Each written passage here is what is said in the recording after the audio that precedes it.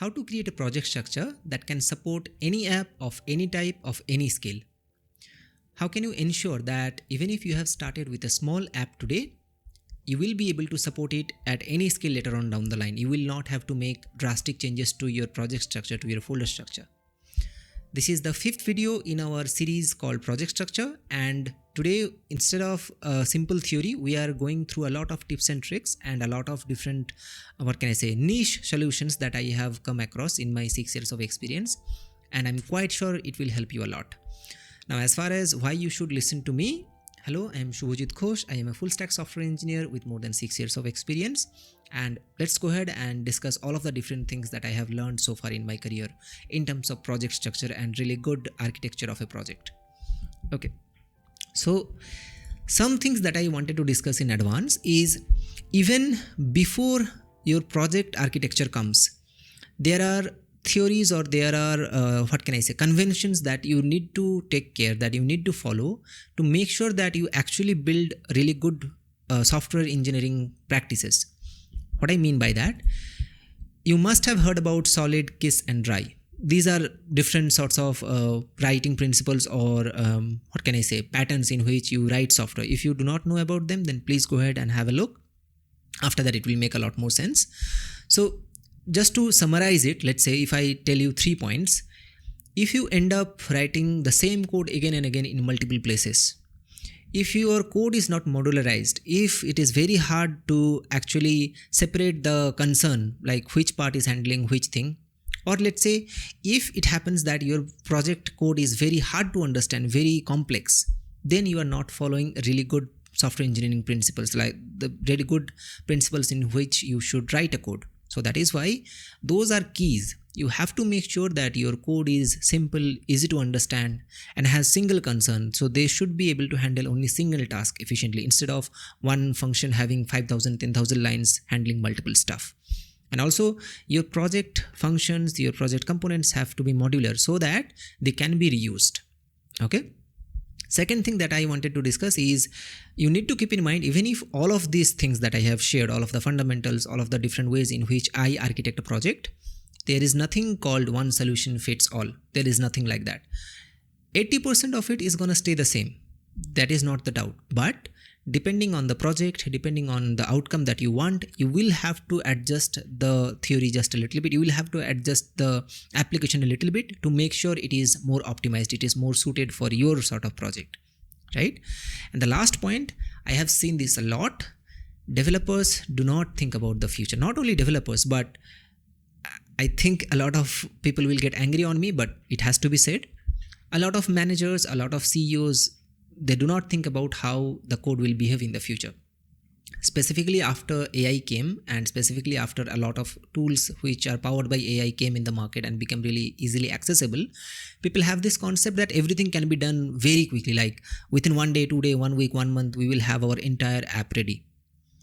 For all of them, I have a single quote that I learned very long time ago.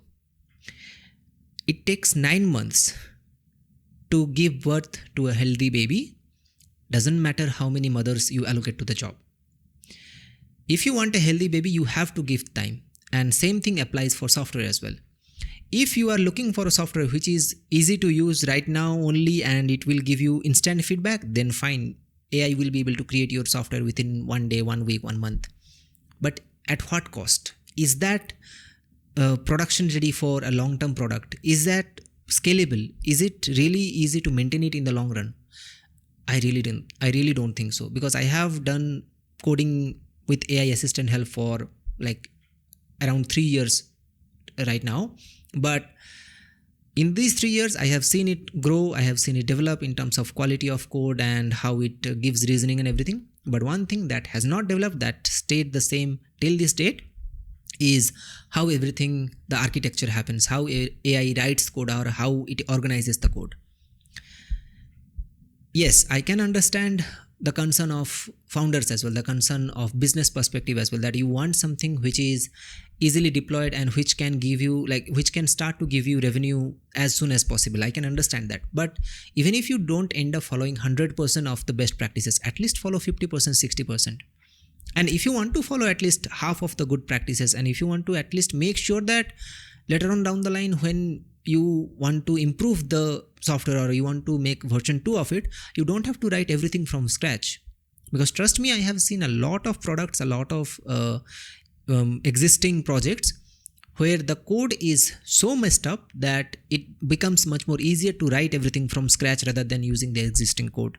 And I really don't think that is a good practice, because you will end up spending a lot of money later on down the line.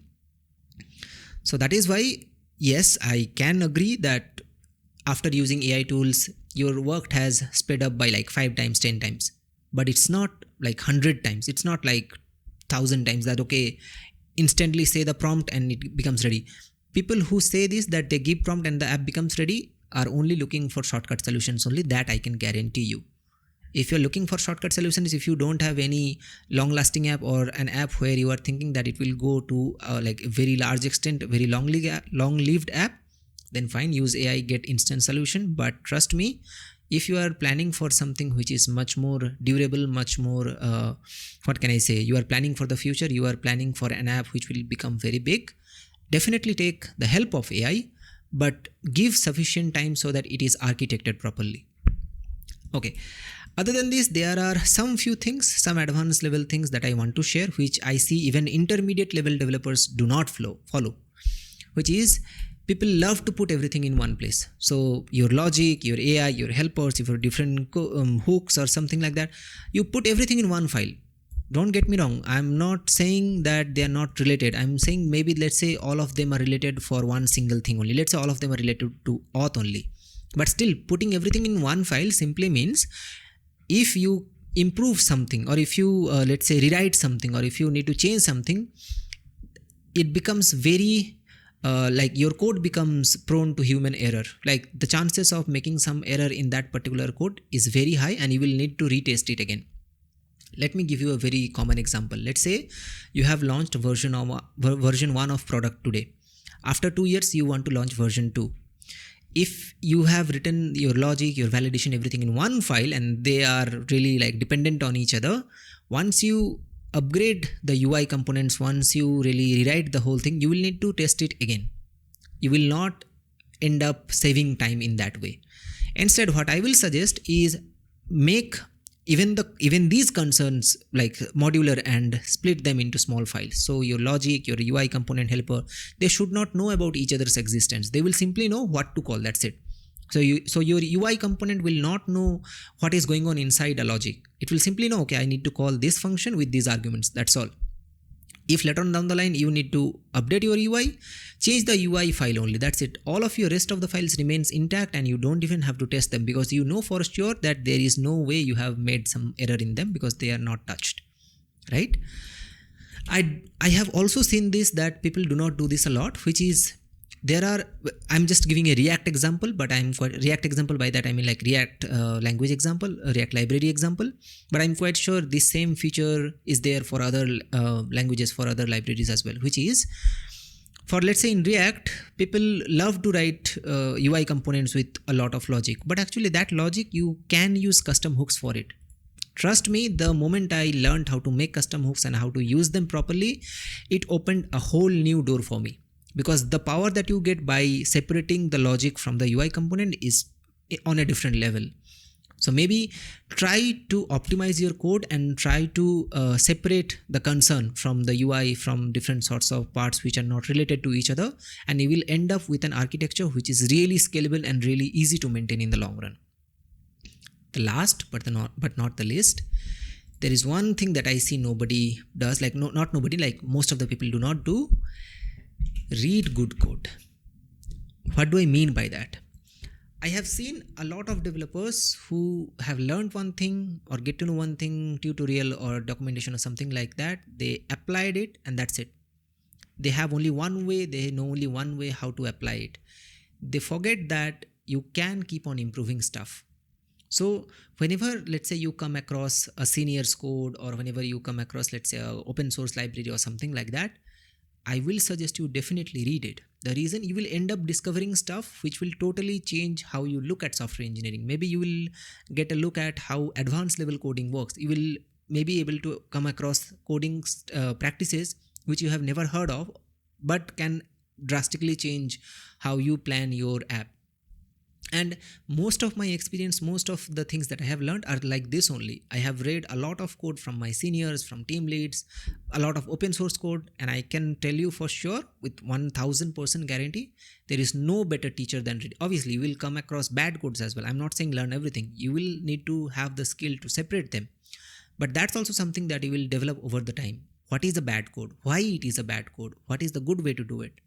And the more you learn it, the more you master this skill, your skill to create a project architecture, a scalable project architecture, something that can support any app, will become so strong that it will be like absolutely the core skill for your software engineering journey, right? So that is why I will say read a lot of code, read a lot of stuff as much as you can.